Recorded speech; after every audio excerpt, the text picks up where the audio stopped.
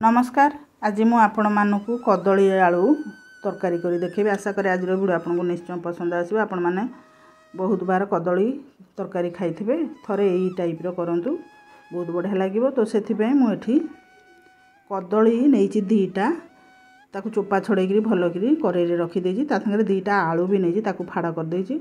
एबे मु सेथरे दे दोची दीटा टमाटर, दीटा पियाज, तापर दे दोची गोटे कंचा लंका।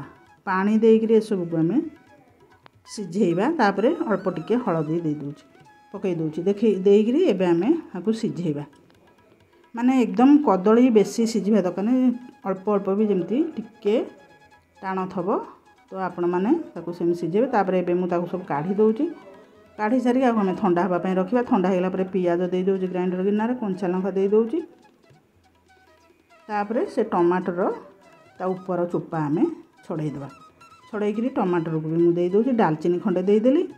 तापर दे दोची मु एबे रसुण आउ अदा, तापर मरीच बाटी देली मसला। एबे कड़ाई रे तेल अल्प दे दोची, देई करी कदली आलू को मु एमती आलू को 4 खंड नखा करछि। कदली की गोले गोले टिके बड़ साइज करछि करी अल्प समय हमें कदली आलू को टिके भाजी दबा। जेमती हमर कदली आलू टिके भाजी हे गेला, एबे मु ताकू गोटे प्लेट रे रखी दोची। रखी सारी करी तापर से कड़े आउ टिके तेल दे देली, जीरा फुटई दोची। गैस कम करी सेतरे मु हळदी गुंड आ काश्मीरी लंका पाउडर दे देबा। तापर मसला बटा टिके दे देबा। देकरी आकु हमें भलो करी कसिबा। जेने मसला टी हमर टिके कसी गेला, एबे मु टिके मसला धुआ माने गिना पानी दे दोची। जीरा गुंड पकई देली, धनिया गुंड पकई दोची। पकई आकु हमें भलो करी कसिबा। मसला पूरा हमर सुखिला हवा जाए हमें एमती कसिबा। देखंतु मसला टी हमर बढ़िया भाबे कसी हे गेलानी। एबे केते सुंदर भाबे मसला हमर हे गेलानी। एबे मु कदली आलू को दे दोची।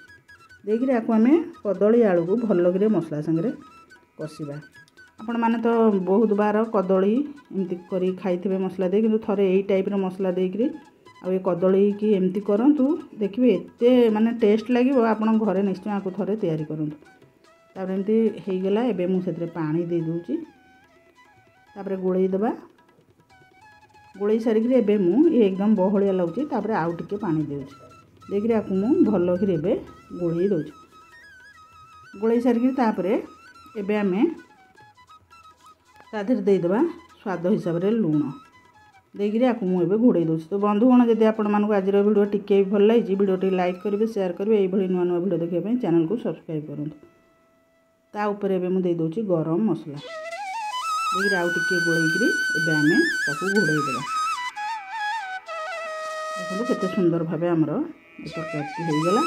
केते बढ़िया है आपण देखि जानि पते। आपण आकु रोटी भात संगे एन्जॉय करंतु। केते सुंदर है हमरो कदली आलू तरकारी तो रहउची। धन्यवाद।